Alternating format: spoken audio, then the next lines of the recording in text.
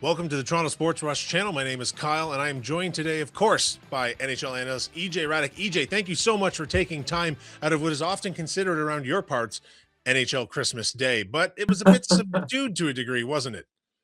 Yeah, it was, and I think talking to some of the managers and listening to them in the immediate aftermath, I think part of it was the changes to the rules. I mean, you could no longer do the double retention, right? So that took some teams out of the mix because there was just no cap room, or the idea of with the LTI rules changes. In the past teams could put a guy on LTIR and then he would mysteriously be healthy in the playoffs. And, you were able to add players that way because you had cap room to add. They've changed those rules. So it has made it a little bit more tricky to add pieces to the puzzle. I think this was always, Kyle, a seller's market. And so the prices were high. And really, for a lot of these teams, they held firm on they wanted those prices. They didn't get them. They just held on to their asset. So let's get right into the Toronto Maple Leafs moves first. Bobby McMann traded to the Kraken for a 2027 second round pick and a 2026 fourth round pick. Give a bit of a walkthrough for both of these teams, how they fare in this deal. Well, for Seattle, it's great. I think Seattle is trying to make the playoffs in the Western Conference. They're trying to be relevant. They're trying to add pieces. I'm sure they were trying to get in on other players as well. Sometimes they just didn't have what it takes to get the player. They end up at the 11th hour coming up with a package to get Bobby McMann. And you see the Leafs were probably holding on for a first round pick. They couldn't get it. They end up taking a second and a fourth. They're in different years. I mean, to me, I don't love it for the Leafs. I would have preferred they signed Bobby McMann. You have to go forward at some point with players. He's been a Leafs player that they've developed and has been a good player for them. Now, all that said, he is a UFA at the end of this year. And if he decides not to re sign with Seattle, he could come back to Toronto and then you would have those two picks and the player back. So we'll see how it plays out. I guess I'll withhold judgment on that. But I think he's still at a point in his career, Kyle, where he can be a helpful player for you. And he's still, I think, getting a little better. So I think good for Seattle to pick him up. We'll see how it plays out for Toronto down the road. If they were to reacquire him, not so bad. And Scott Laughton was dealt to the LA Kings for a third round pick that upgrades to a second round pick should the Kings make the playoffs. They paid a price for Laughton and they got a lower price back for him. They can't be too happy about how that worked out long term. Yeah, I don't think so. I mean, I think they just had to cut their losses there because he is a player that's an unrestricted free agent now at the end of the year. They didn't see him, as a returning player for them. They gave up a lot to get him. They didn't get quite as much back. If they would have won a Stanley Cup last year or even made it to a Stanley Cup final, you could say, hey, they got more out of it. They only went to the second round last year, albeit losing to the Cup eventual Cup winner, the Florida Panthers. So, it's a tough one, but the market is what the market is. And, last year, the Toronto Maple Leafs were trying to go all in. As I mentioned, the rules were a little different. They made some trades last year. It told us that, they really thought they could win last year and they were willing to take some risks. Those risks, they did not end up paying off. Now, this year, they have to deal with the fallout, and this is part of it. They get less in return for Laughton. So, EJ, are you suggesting the Toronto Maple Leafs probably aren't going to win this year? No, I was holding out hope until this last six-game losing streak. Not a good way to come out of the Olympic break. Yeah, no, that was not the way to come out swinging. No. And then there was a Nicholas Waugh trade, but you already did a great show with Brian Boucher covering all of that. So fans of the channel, you can go back and watch that show. It was just yesterday, I believe you discussed that with him. So, three pieces were dealt. We had heard that there would be three pieces dealt, but not these three, because we had heard that Oliver Ekman-Larsson would be dealt, and that didn't happen. Can you speculate as to why maybe he, after being held out, wasn't dealt? Well, he's still a valuable player for the Leafs. He's been one of their better defensemen this year. He might be their best defenseman this year. The situation with Tanev moving forward, hard to say. He's got health issues. He's getting a little longer in the tooth. Maybe they're kicking tires on the idea of moving Morgan Riley in the offseason.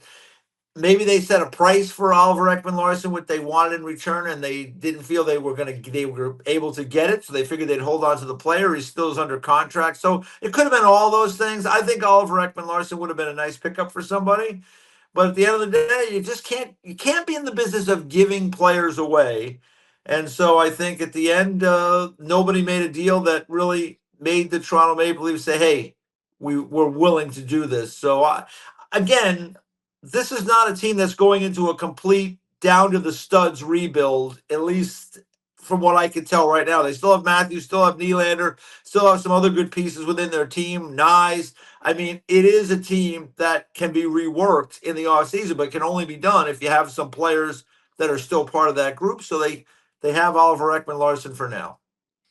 And we'll see what happens with management and coaching in the offseason as Yeah. well, because a lot of people are speculating there'll be some moves there because some people just think these pieces don't fit with each other, but that would be Yeah. pure speculation at this point. Okay, let's go around the league quickly. I'm going to mention a few of the other trades of note to you. Would like to hear your quick thoughts on some of these. First, Corey Perry returning to a very, very good Tampa Bay Lightning team. Yeah, I mean, Corey Perry is very long in the tooth, as we know. But listen, he still does the things that he can do, which is go to the net, irritate his opponent, score goals from in tight. He doesn't panic in big games. He's played in a million of them in his career. He's been to the Cup Finals with multiple teams over the last several years, including the Tampa Bay Lightning. They know him. He knows them. It's a pretty high, second round pick for a player that old is significant, but at the end of the day, Tampa Bay's trying to win the Stanley Cup, and it's always been in their mind that if they need to regain assets, they can always trade players to get those trade assets back. So they're all in, they're going for it, and that was a deal that they felt they could make that would give the back end of their lineup just a little bit more of experience, because that's one area that at the back end of that group they aren't quite as experienced as they have been in the past. Well, let's stick with those long in the tooth. Nazem Kadri's returning to the Avalanche. Yeah, I mean, listen, you look at the Avalanche right now, Kyle. McKinnon, Nelson, Kadri, Nick Waugh. 1, 2, 3, 4 down the middle. I don't know how it gets any better than that through the middle of your lineup. I mean, so the Avalanche have been the best team in the league this year. They were by far the best team in the league right through January 1st. They had kind of a dicey January where they didn't play very well. I think they've come out of the break pretty well. They're relatively healthy right now. They did not have to give up anything significant off their roster. They gave up, draft picks and futures, and Victor Olofsson, who's just really a bit piece for them right now to Calgary to make this thing happen. So, Nazem Kadri was there when they won the Cup in 22. He's still a very good player. He's supported very well there by other players that are like, he'll have a defined role there, which will be good for him. So I think, they're a winner, certainly on draft day, to get Kadri back and to set up their centers 1, 2, 3, 4 like that. That's impressive. Yeah, and it seems like the teams that believe they have a chance were in fact buyers today. The Buffalo Sabres acquired Logan Stanley and Luke Shen from the Jets. Yeah, it's a little bit interesting there because they had made a deal. They had a deal to get Colton Parayko from the St. Louis Blues, a big right shot defenseman. He decides to decline to waive his no move clause, which is certainly in his right, and he is turned out did not get traded at all today. But Buffalo went out then and added Logan Stanley, who's also a big player, but he's a left shot. And Buffalo, most of their defensemen are left shot. So I thought they were in the market for a big right shot guy.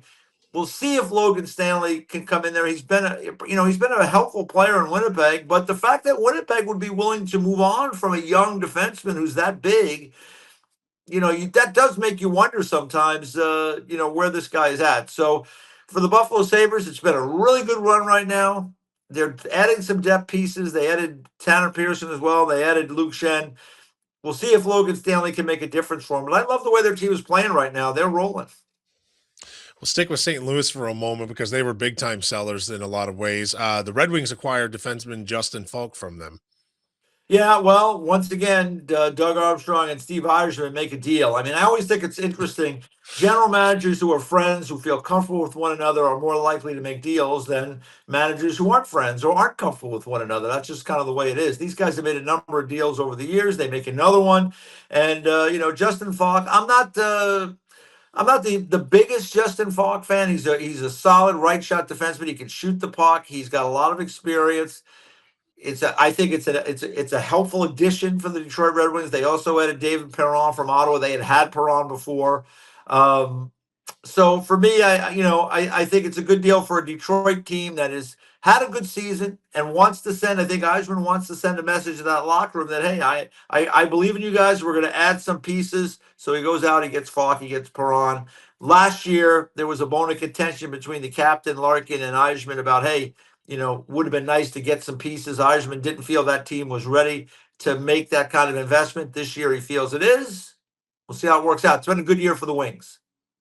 Yeah, it really has. And this move caught a lot of people off guard. I believe this was last night. John Carlson dealt to the Ducks, and then the Capitals turn around and acquire Timothy Liljegren from the Sharks. Yeah, I mean, the Capitals are a team that they're kind of light on their feet. Over the last couple of years, they've had to do the difficult dance of trying to retool, rebuild, while still keeping some older players, namely Alex Ovechkin. And they've done a pretty good job of that. I mean, last year they finished, I think they were the top team in the Eastern Conference, ended up losing in the second round. This year, it's been more of a challenge. They're still only a couple points out of a playoff spot, but everybody in front of them seems to have games in hand. So they've made the decision after losing the last two games to Montreal and Utah that we weren't going to re-sign John Carlson, or we couldn't come to an agreement at this point. So we move him out to Anaheim. We get a first-round pick. We get another pick as part of that deal.